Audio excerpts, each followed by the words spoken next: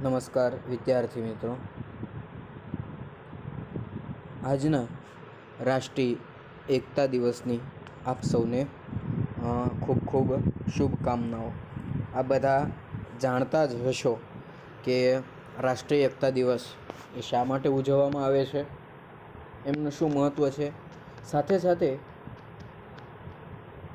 જે વ્યક્તિ વિશે એ વાત થઈ રહી છે, સરદાર વલ્લભભાઈ પટેલ, ભારતના પ્રથમ ગૃહમંત્રી અને જેમણે રાષ્ટ્રનું એકીકરણ કરવામાં એ અગત્યની ભૂમિકા ભજવી છે, એમના એ માનમાં એ આજનો એ રાષ્ટ્રીય એકતા દિવસ એ ઉજવવામાં આવે છે।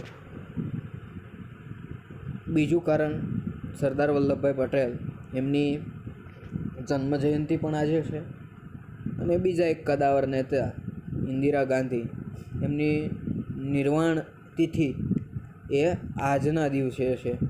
અને એવો ત્રીજો સંગમ જો કહી શકીએ તો આજના મતલબ કે આ વર્ષની એ શરદ પૂર્ણિમા પણ એ છે, એમની પણ તમને ખૂબ ખૂબ શુભેચ્છાઓ। તો મિત્રો, ધોરણ 12 વિષય મનોવિજ્ઞાન અને એમાં છઠ્ઠા પાઠ મનોવિકૃતિઓની અંદર આપણી એ આગળના વિડીયો લેક્ચરમાં એ અસાધારણ વર્તન માટેના કારણો શું છે એમની વિશે આપણે ચર્ચા કરી। આજે આપણે મુખ્ય મનોવિકૃતિઓ, મેજર સાયકોલોજીકલ ડિસઓર્ડર્સ, એમના વિશે છે એ માહિતી એકત્રિત કરીશું, એમના વિશે આપણે જોઈશું। તો એની અંદર એ આંતરરાષ્ટ્રીય સ્તરે માનસિક રોગોના વર્ગીકરણ DSM એમાં દર્શાવવામાં આવ્યા છે કે ભાઈ કેવા કેવા રોગો છે અને માનસિક રોગો કેવા, માનસિક વિકૃતિઓની અંદર કોનો સમાવેશ થશે એ એમની અંદર દર્શાવ્યું છે। DSMમાં માનસિક રોગોનું વર્ગીકરણ એ તેના લક્ષણોને આધારે કરવામાં આવે છે। તો એ અંતર્ગત આપણે મુખ્ય મનોવિકૃતિઓ જેવી કે ચિંતા સંબંધી મનોવિકૃતિઓ, મનોદશાની વિકૃતિઓ, શીખવાની ક્રિયા સંબંધિત વિકૃતિઓ, આ બધા છે એમના વિશે આપણે અભ્યાસ કરવાનો છે। તેમાં સૌથી પહેલું એ ચિંતા સંબંધી મનોવિકૃતિઓ એ આપણે જોઈએ તો પ્રસંગોપાત ચિંતાનો અનુભવ કરવો એ આપણા જીવનની સામાન્ય ઘટના છે।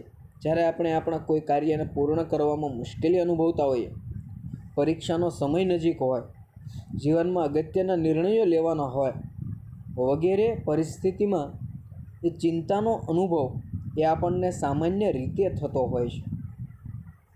આ પરથી કહી શકાય કે ચિંતા એક સામાન્ય માનસિક અનુભવ છે। હવે જો અહીંયા માત્ર ચિંતાની વાત કરવામાં આવે તો ગરીબ માણસથી લઈ અને પૈસાદાર માણસ, શિક્ષિતથી લઈ અને અશિક્ષિત, નાનાથી લઈ અને મોટો વ્યક્તિ, દરેકના જીવનમાં કોઈને કોઈ તબક્કે કોઈને કોઈ પ્રકારે ક્યાંક ને ક્યાંક ચિંતા રહેલી છે। મતલબ કે માણસનું જીવન ચિંતાથી પર ક્યારેય હોઈ ન શકે। તમે જો નાની નાની બાબતોની અંદર તમે તમારા મમ્મી છે, તમારા બહેન છે, કાકી છે અથવા તો ભાભી છે, એમના મોઢે વારંવાર તમે સાંભળ્યું છે કે ભાઈ આજે કંઈ શાક નથી, શાનું શાક કરવું, શાકભાજી છે નહીં, શાક શાનું, આ એક પ્રકારની ચિંતા છે। વાડીમાં કંઈક કામ કરવાનું છે, દાળિયા કરવા માટે છે એ ગામમાં આંટો માર્યો છે, પૂછું કોઈ તૈયાર નથી થયા તો કામ શરૂ કરવું કે ન કરવું, એક પ્રકારની ચિંતા છે। દિવાળી નજીક આવે છે, ખરીદી કરવી છે, વેચાણ હજી થયું નથી તો પૈસાની વ્યવસ્થા કઈ રીતે કરવી, આ પણ એક પ્રકારની ચિંતા જ છે। તો મારો કહેવાનો અર્થ એ છે, અહીંયા આપણને ઉદાહરણ આપ્યા છે કે ભાઈ શરૂ કરેલું કામ આપણે પૂરું નથી કરી શકતા। બીજા અર્થમાં કહીએ તો પરીક્ષા નજીક હોવું, વર્તમાન સમયે છે કોરોનાની પરિસ્થિતિમાં ઉદ્યોગ ધંધાઓ ખુલી ગયા છે, પણ જેવા પહેલાં શરૂ હતા એવા ક્યારે શરૂ થશે એમના વિશેની પણ ચિંતા। તો જ્યારે જીવનની અંદર કોઈ નિર્ણય લેવાનો થાય, બરાબર, એ નાનામાં નાની બાબત છે, છતાં પણ આપણે એના વિશે પૂર્ણ એ ચર્ચા વિચારણા કરીશું. તો આ પરથી કહી શકાય કે એક સામાન્ય માનસિક અનુભવ તરીકે ચિંતા એ બધાના જીવનમાં જોવા મળે છે. હવે જ્યારે ચિંતાનું પ્રમાણ છે એ સામાન્ય સ્તરથી વધી જાય, મતલબ કે જરૂર છે એટલા મુજબની ચિંતા કરો, પણ એનાથી વધી જાય, એના ઉપર ધ્યાન દેવાને બદલે અને એ વધારે પડતું, દાખલા તરીકે શાક શાનું કરવું, રીંગણા નથી, બટાટા નથી, દૂધી નથી કે XYZ કોઈ શાકભાજી નથી, છેલ્લે આપણી પાસે છાશ છે, છાશની તીખારી કરી નાખો, ચિંતા એને ત્યાં પૂર્ણ થઈ ગઈ. એનાથી વધારે લાંબી ચિંતા કરવાની જરૂર નથી. એટલો મોટો પ્રશ્ન નથી કે કાલે તીખારી કરી હતી ને આજે તીખારી કરશું તો ઘરમાં ગૃહયુદ્ધ થઈ જશે. એ તો ક્યારેક ન હોય તો એવું બને કે ઉપરા પર 2 ને 3 દિવસ પણ આ પ્રકારનું શાક એકનું એક કરવું પડે. પણ જ્યારે આવા પ્રકારની ચિંતા, મતલબ કે કોઈ પણ પ્રકારની ચિંતા એ જરૂર કરતાં વધી જાય ત્યારે તે વિકૃતિ બને છે.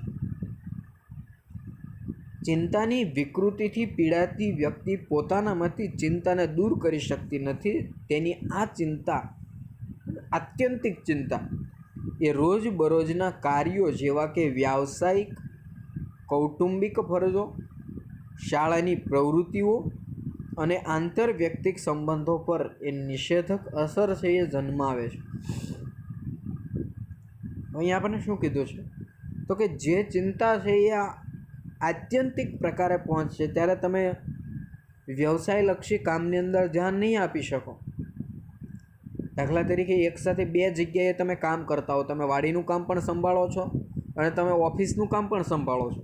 તો બેમાંથી એક કામ વ્યવસ્થિત થાય, કાં તો તમે ઓફિસે રજા મૂકીને વાડીનું કામ કરવા માંડો, તો વાડીનું કામ બહુ સારી રીતે થઈ શકશે. બીજામાં તમે વાડીનું કામ બીજાને આપી અને તમે ઓફિસનું કામ કરો તો ઓફિસનું કામ. પણ બંને વચ્ચે જ્યારે તમે લટકશો ત્યારે બેમાંથી એક પણ કાર્ય નહીં કરી શકો. બીજું કૌટુંબિક ફરજો, તમે સતત ને સતત એ આવા પ્રકારની ચિંતાની અંદર રહેશો ત્યારે ઘરના વાતાવરણમાં ફેર પડશે. તમે ઓફિસની જે ચિંતા છે એને ઘરે લઈને આવો છો, ઘરના સદસ્યો સાથે તમે છે એ ઉગ્ર બોલાચાલી કરશો. શાળાની પ્રવૃત્તિઓ છે, દાખલા તરીકે એ તમે સ્કૂલનું કામ છે એ આજે કરવાનું છે, એ આજે કરી નાખો, એના બદલે કાલ ઉપર રાખશો. કાલે નવું કામ આવશે એટલે એને વધુ 1 દિવસ પાછળ. હવે જેમ જેમ નવું કામ આવતું જાય એમ આપણે પાછળ ધકેલતા જઈશું તો એનો કોઈ અર્થ નથી રહેતો, એનો કોઈ મિનિંગ રહેતો નહીં. આંતરવ્યક્તિક સંબંધો, હવે જેવું તમે આજનું કામ શાળાનું કાલ ઉપર નાખ્યું, કાલનું પરમ દિવસ ઉપર, એમ પાછળ નાખતા ગયા એટલે તમારા શિક્ષકોને નવા બાના દેખાડવા પડશે. માથાનું બાનું છે, માથું દુખે છે, પેટમાં દુખે છે, ઘરે કામ હતું, આ છે, કોઈ બીમારીનું બાનું તમે આપી દેશો. આવું કેટલો સમય ચાલશે? એક સમયે તમારી લિમિટ આવી જશે, બસ હવે એનાથી આગળ તમે કંઈ કરી શકવાના નથી. જ્યારે આવી પરિસ્થિતિનું નિર્માણ થાય છે ત્યારે આપણા જે સંબંધો છે એ આંતરવ્યક્તિક, તમને છે એ શિક્ષક પ્રત્યે અણગમો થશે, શિક્ષકને વિદ્યાર્થીઓ પ્રત્યે અરુચિ આવશે અને આમના કારણે એ સંબંધો, મતલબ એકબીજાના જે લાગણીના સંબંધો છે એનાથી તમે દૂર જશો. માતા પિતા વચ્ચેના સંબંધો, પિતા પુત્ર વચ્ચેના સંબંધો, કૌટુંબિક બાબતો છે, વ્યાવસાયિક બાબતો તમને છે એ હેરાન પરેશાન કરતી જોવા મળશે. ત્યાર પછી ચિંતા સંબંધિત મનોવિકૃતિઓમાંથી મુખ્ય 3 મનોવિકૃતિઓ વિશે એ આપણે વિગતવાર માહિતી મેળવીશું. પહેલી છે સામાન્યકૃત વિકૃત ચિંતા, બીજું છે વિકૃત ભય, ત્રીજું અનિવાર્ય વિચાર દબાણ, અનિવાર્ય ક્રિયા દબાણ.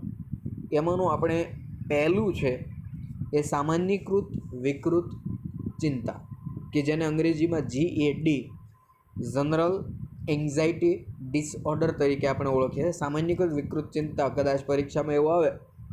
કે ભાઈ જીએડી તરીકે કઈ ચિંતા ઓળખાય છે? તો કે સામાન્યકૃત વિકૃત ચિંતા. જીએડીનું પૂરું નામ તો જનરલ એન્ઝાઇટી ડિસઓર્ડર.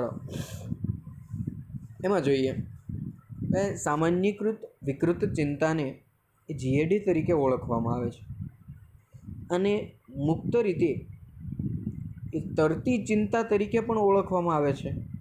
તરતી ચિંતા તરીકે ઓળખાતી વિકૃતિ કઈ છે? તો કે સામાન્યકૃત વિકૃત ચિંતા અથવા તો જીએડી.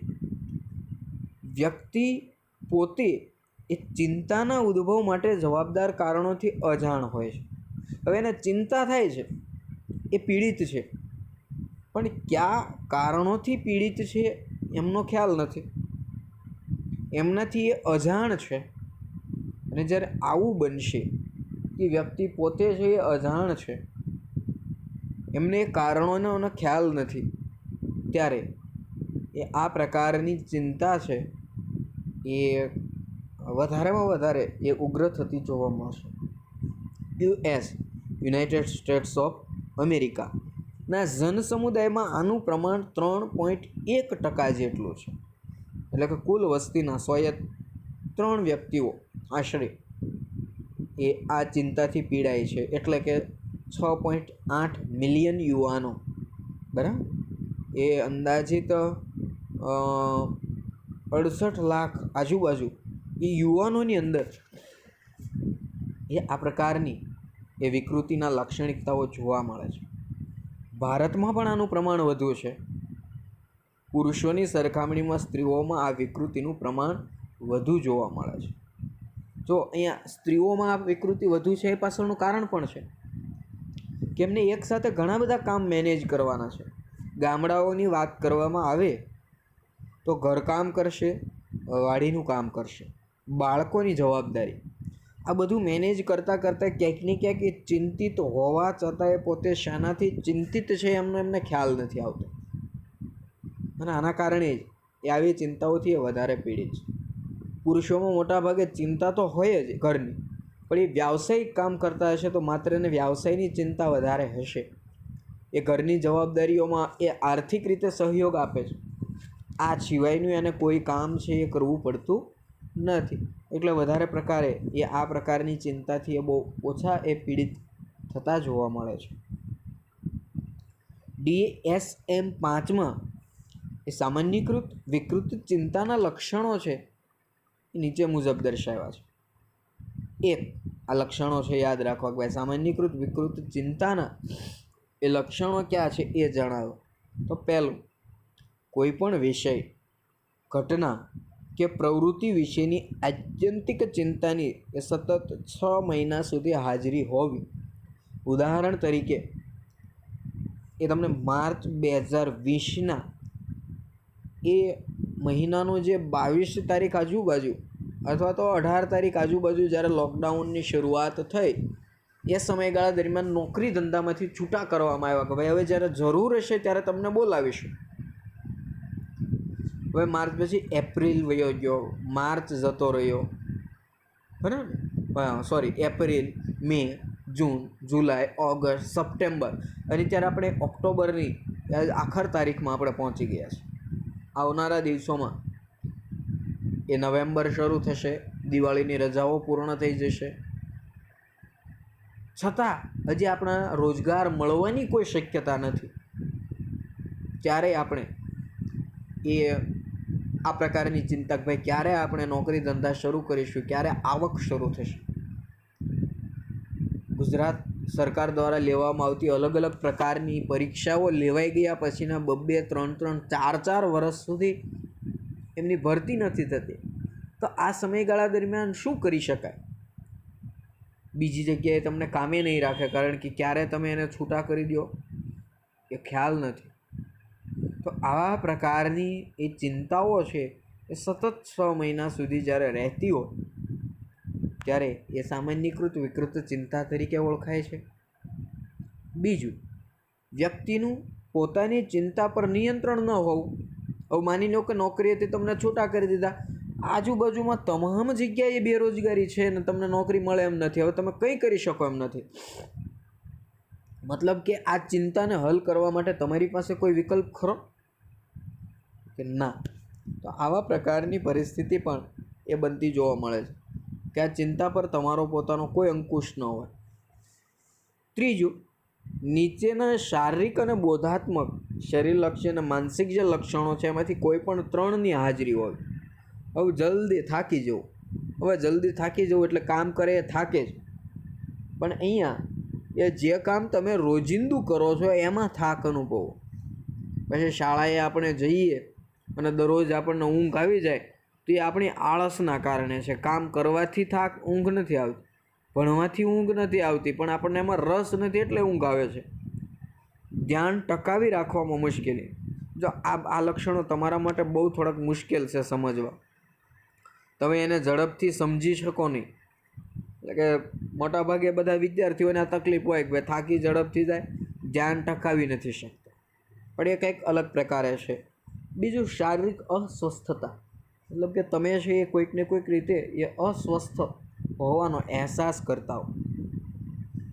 આત્યંતિક કક્ષાની સંવેદનશીલતા, તમે કાં તો ઝડપથી ગુસ્સે થઈ જાઓ છો, કોઈકના ઉપર વધારે પડતું તમને છે એ દયા દાખવી દો છો, વધારે પડતું કઠોર બની જાઓ છો. તમારા જે આવેગો છે એ ઝડપથી બદલાતા રહેતા હોય.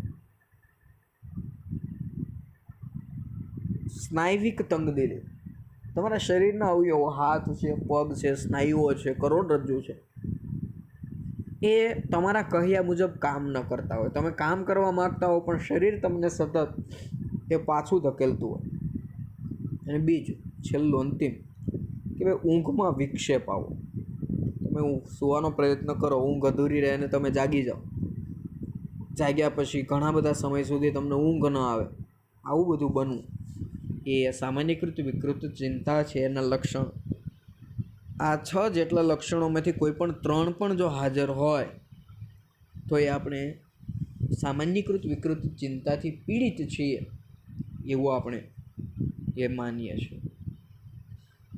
મોટા ભાગના લોકોમાં એ વધુ પરસેવો થવો, ઉબકા આવવા, ઝાડા થઈ જવા, શરીરમાં ધ્રુજારી થવી, શ્વાસ લેવામાં તકલીફ થવી, હૃદયના ધબકારા વધી જવા, વારંવાર શરદી થવી, બેભાન થઈ જવું જેવા શારીરિક લક્ષણો જોવા મળે ત્યારે GADના જનરલ એન્ઝાઇટી ડિસઓર્ડરના એ માનસિક લક્ષણોમાં આ બધા શારીરિક લક્ષણો છે, બરાબર. GADના ઉપરના કે ભાઈ પરસેવો ઓળવો, ઉબકા આવવા, ઝાડા થવા, ધ્રુજારી એવી શરીરમાં, શ્વાસ લેવામાં તકલીફ, શરદીના કારણે નહીં, હૃદયના ધબકારા વધી જવા, દોડો છો અને હૃદયના ધબકારા વધી જાય તો એ એમાં જવાબદાર નથી. વારંવાર શરદી થવી, બેભાન થવું, આ બધા એમના શારીરિક લક્ષણો છે. માનસિક લક્ષણો છે એમાં આપણી એકાગ્રતાની અશક્તિ, મનમાં અશાંતિ અનુભવી, વિચારો પર નિયંત્રણનો અભાવ હોવો, વાણીમાં અચકાટ કે તોતડાપણું, તમે બોલો છો વ્યવસ્થિત પણ આ ચિંતાના કારણે ક્યારેક તોતડું બોલાઈ જતું હોય, શબ્દો ન મળવા, મૃત્યુનો ભય, આ બધા એના માનસિક લક્ષણો છે. શારીરિક લક્ષણો પૂછાય તો ઉપરના, માનસિક લક્ષણો આ છે. વ્યક્તિને અનુભવાતી અનિયંત્રિત ચિંતાને એ કારણે એ તેમની રોજબરોજની પ્રવૃત્તિઓની એ ક્રિયાશીલતા અવરોધાય છે, તેમજ વ્યક્તિ પોતાની જવાબદારીઓ યોગ્ય રીતે નિભાવી શકતો નથી, જેને પરિણામે વ્યક્તિ પોતાના પારિવારિક અને એ વ્યાવસાયિક સંબંધોને જાળવી રાખવા તેમજ કાર્યોને એ સમય મર્યાદામાં પૂરા કરવામાં એ મુશ્કેલી અનુભવે છે. એટલે કે એ તકલીફ એમને એ સર્જાય છે. ત્યાર પછી આપણે એ વિકૃત ભય વિશે જોઈએ. તો વિકૃત ભય કોને કહેશું? બીજા પ્રકારની ને મુખ્ય મુદ્દો ચિંતા સંબંધિત મનોવિકૃતિ. એમાં સામાન્યકૃત વિકૃત ચિંતા જોઈએ, બીજું છે વિકૃત ભય. તો આ જે વિકૃત ભયનું જે કારણ છે આ એ અંતર્ગત વિશિષ્ટ ભય પછી છે એ આપણે જે વિકૃત ભય છે એની અંદર જોઈએ તો ભય એક આવેગ છે અને તેની અનુભૂતિ સાર્વત્રિક છે. મતલબ કે દરેક વ્યક્તિ કોઈક ને કોઈક થોડા ઘણા અંશે કોઈને કોઈ બાબતથી છે એ ભય અનુભવતો હોય. કોઈને મૃત્યુનો ભય હોય, કુદરતી હોનારતનો ભય હોય, નિષ્ફળતાનો ભય હોય. એ દરેક વ્યક્તિના જીવનનો એક ભાગ છે. ભય વિના ભજન નહીં, આવું કહેવામાં આવે. જો તમને કોઈ ચિંતા નથી, કોઈ ભય નથી, ડર નથી, તો તમે ભગવાનને નથી ભજવાના. તો આવી બધી બાબતો જ્યારે વાસ્તવિક પરિસ્થિતિ ખરેખર ભયજનક હોય ત્યારે થતી ભયની અનુભૂતિ સામાન્ય છે. ભૂકંપ શરૂ થયો, લાંબો સમય સુધી એની અસરો શરૂ રહે એમ હોય ને આપણે ચિંતા થાય, સામાન્ય છે. હવામાન ખાતાની આગાહી થાય વાવાઝોડું આવશે, અતિવૃષ્ટિ આવશે અને એની તમે ચિંતા કરો તે સામાન્ય છે, એ દરેક વ્યક્તિને થવાની. પરંતુ ભય ઉત્પન્ન ન કરી શકે તેવી પરિસ્થિતિનો એ આત્યંતિક કક્ષાનો ભય એ વિકૃત ભય છે, પણ જેનાથી ડરવાની જરૂર નથી. બરાબર? એવા પ્રકારનો ડર આપણે જો રાખીએ, આપણે સૂતા છીએ અને આપણને એવો સતત ડર આવ્યા કરે કે ઉપરથી ધાબુ આપણી માથે પડશે, તો એમ કંઈ સામાન્ય પરિસ્થિતિમાં ધાબુ, આ ભૂકંપ આવ્યો અને ઉપર પડશે એવો ડર લાગે તે સામાન્ય છે. કે ભૂકંપ આવે ત્યારે કોને કો કુછ ભી હો શકતા. બરાબર? એ સહજ ક્રિયા છે. તમે ગાડી લઈને જાઓ છો અને ધીરે ધીરે ગાડી તમે તમારા કંટ્રોલમાં ચલાવો છો, તો તમારી ગાડી આપમેળે બીજા સાથે નહીં થાય. બીજા ભટકાડે તો વાત અલગ છે, પણ આપણે આપણી રીતે સંપૂર્ણ સેફટી સાથે આપણે આપણું કામ કરીએ છીએ, તો કોઈ સામેથી આપણે કોઈની સાથે ભટકાઈ નથી જવા. પણ આપણાથી દૂર વાહન પસાર થઈને આપણને બીક લાગે કે એ આપણને ભટકાડી દેશે, તો આ પ્રકારની ચિંતા એ વિકૃત ભય છે. તો સામાન્ય રીતે ભયજનક ન હોય તેવા ઉદ્દીપકો પરત્વે એનો સ્થાયી ભય હોય છે. આ ભયની અનુભૂતિની તીવ્રતા ખૂબ વધુ હોય. એટલે કે વિકૃત ભય માટે કોઈ બુદ્ધિ ગમ્ય કારણ એ જોવા મળતું નથી. તાર્કિક રીતે એને જોડી ન શકાય. હવે આપણે કોઈ કાર્ય કરીએ છીએ, આપણે સંપૂર્ણ શાંતિપૂર્વક સહજતાપૂર્વક કાર્ય કરીએ છીએ, તો એમાંથી કોઈ મુશ્કેલી નહીં.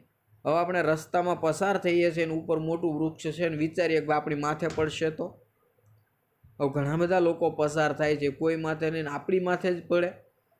પણ હા, વાવાઝોડાની પરિસ્થિતિ છે અને આપણે પસાર થઈએ અને વૃક્ષ આપણી ઉપર પડે, આવો ભય એ વાસ્તવિક ભય છે. એ થાય, મોટું વૃક્ષ છે, મોટી ડાળ છે, પડી શકે. પણ સામાન્ય પરિસ્થિતિમાં કંઈ અચાનક એમ આવીને પડી ન જાય, એનાથી ડરવાની જરૂર નથી. અને એ વૃક્ષ આપણી ઉપર પડે ત્યાં સુધી આપણે રાહ જોઈએ, આવું કોઈ કારણ નથી. તો DSM-5 એ વિકૃત ભય સાથે સંકળાયેલ વિકૃતિઓમાં મુખ્યત્વે 3 વિકૃતિઓ દર્શાવેલી છે. જો કે આ તમામ વિકૃતિઓને ચિંતાની વિકૃતિના વર્ગીકરણ હેઠળ સમાવવામાં આવેલ છે. એટલે કે એ ચિંતાની એ 3માં વિશિષ્ટ ભય, સામાજિક ભય, સામાજિક ચિંતાની વિકૃતિ અને ખુલ્લી જગ્યાનો ભય. હવે એમાં આપણે એ આજે વિશિષ્ટ ભય વિશે જોઈએ તો વિશિષ્ટ ઉદ્દીપક કે પરિસ્થિતિ પરત્વે વ્યક્તિના આત્યંતિક અતાર્કિક ભયના લક્ષણો જણાતા એ તેનું નિદાન એ વિશિષ્ટ ભય તરીકે છે એ કરવામાં આવે છે. સામાન્ય રીતે આ વિકૃતિની શરૂઆત બાલ્યાવસ્થાથી થાય છે, બાળપણથી. દાખલા તરીકે તમે જુઓ કે ભાઈ બાળકને સતત કહેવામાં આવે કે ભાઈ ચા દૂધ પી લે, ખાઈ લે, નહીંતર બાવો આવશે કે પોલીસ આવશે, અંધારાની માં આવશે. આવા બધાથી તમે એને સતત ડરાવો છો. હવે એ જ બાળક મોટું થાય ત્યારે પોલીસ વિશે ડર એને થાય, એ સ્વાભાવિક છે. અમેરિકાની અંદર એ તેમનું પ્રમાણ 8.7% છે, એટલે કે 19 મિલિયન લોકો આ પ્રકારની વિકૃતિઓથી પીડાતી જોવા મળે છે.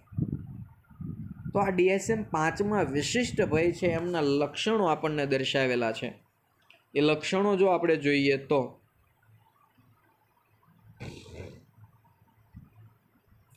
એક, વ્યક્તિને બધી જ બાબતો નહીં પરંતુ કોઈ પણ વિશિષ્ટ વસ્તુ, પરિસ્થિતિ કે વ્યક્તિ પરત્વેનો ભય હોય. તમે જો શાળાની અંદર વિદ્યાર્થીઓ છે એને બધાનો ડર ન હોય, કોઈ એક શિક્ષકનો વધુ ડર હોય, કોઈ એક વિષયનો વધારે ડર હોય. તો આવા પ્રકારનો ડર છે તે એ વિશિષ્ટ ભય તરીકે બોલો. કોઈ વિષયથી કે વિષય શિક્ષકથી ડરવાની જરૂર નથી. એ જે કામ આપે છે એ કામ આપણે કરી નાખો. તો કોઈ ચિંતા કર્યા જેવું કંઈ કાર્ય છે નહીં.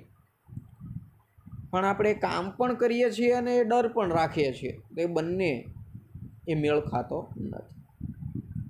બીજું, આ વાસ્તવિક ચિંતા કરતાં એ વધુ આત્યંતિક અને અતાર્કિક ભય. મને આપણે પૂરતી તૈયારી કરી છે, વાંચ્યું છે, આપણને બધું આવડે છે પરીક્ષાની અંદર, તો પેપર કેવું પૂછાશે એનો ડર રાખવાની જરૂર નથી. હવે આપણે વાંચ્યું છે, બધી તૈયારી કરી છે, તો જેવું આવે એવું આપણે લખવાનું છે. પણ કેટલા માર્ક્સ આવશે અને શું થશે, કેટલું અઘરું આવશે. અઘરું આવશે તો બધા માટે અઘરું છે, સરળ છે તો બધા માટે સરળ છે.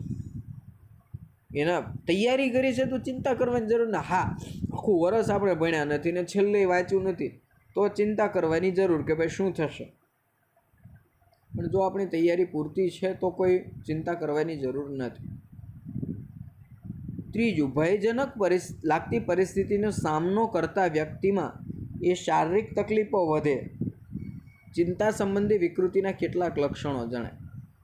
હવે આ પ્રકારની પરિસ્થિતિમાં તમને એ માની લો કે ભૂકંપની પરિસ્થિતિની આગાહી થઈને આપણું બ્લડ પ્રેશર વધઘટ થવા મળે, હૃદયના ધબકારા વધઘટ થવા મળે, તો આ શારીરિક તકલીફો વધી.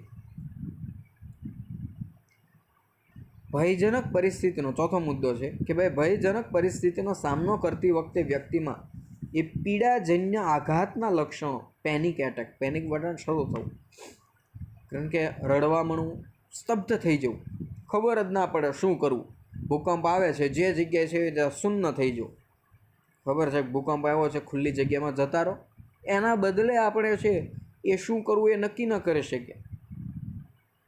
વાહન લઈને આપણે જઈએ છીએ, સામેથી પૂરપાટ ઝડપે વાહન આપણી દિશામાં આવે છે, તો આપણે ધીમું પાડીએ અથવા તો રસ્તાની સહેજ નીચે ઉતારી નાખો.